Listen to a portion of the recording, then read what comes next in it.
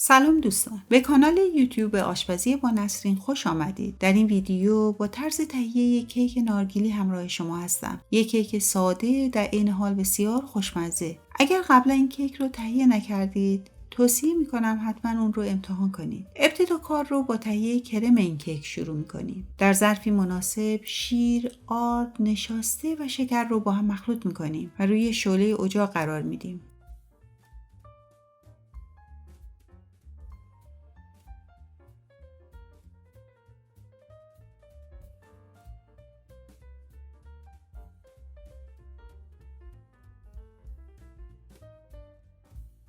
اجازه میدیم کرم مقداری پخته و غلیظ بشه. پس از اون کرم رو از روی شعله بر میداریم و به اون وانیل رو اضافه میکنیم.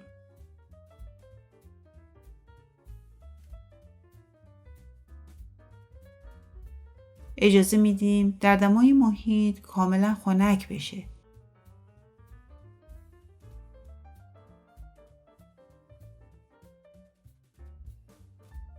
برای تهیه کیک تخم مرغ و شکر رو با هم مخلوط میکنیم و به اون وانیل اضافه میکنیم.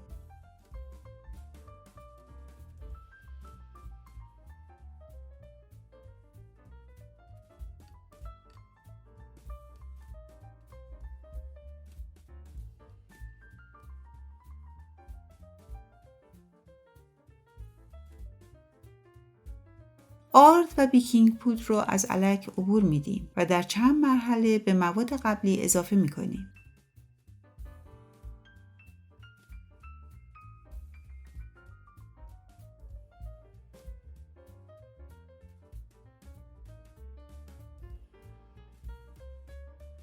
خمیر حاضر شده رو به قالب ترجیحاً شیشه‌ای مناسب فرم منتقل می‌کنیم و دقت می‌کنیم یک نواخت پخش بشه.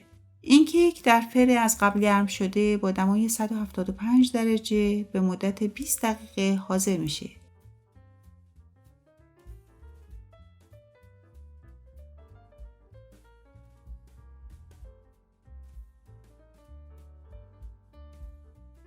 برای تهیه شربت کیک 2 لیوان شیر گرم و 3 قاشق غذاخوری رو با هم مخلوط می‌کنیم.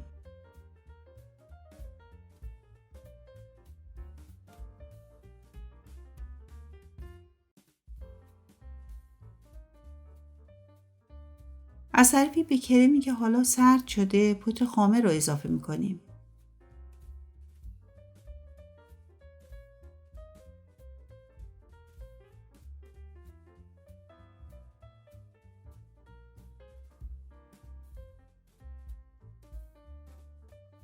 پس از پخت کیک اجازه میدیم دمای اون کاسته بشه.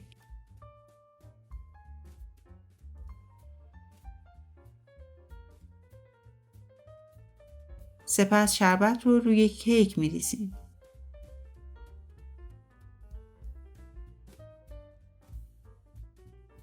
کرم حاضر شده رو روی کیک پخش میکنیم و با مقداری نارگیل سطح اون رو میپوشونیم.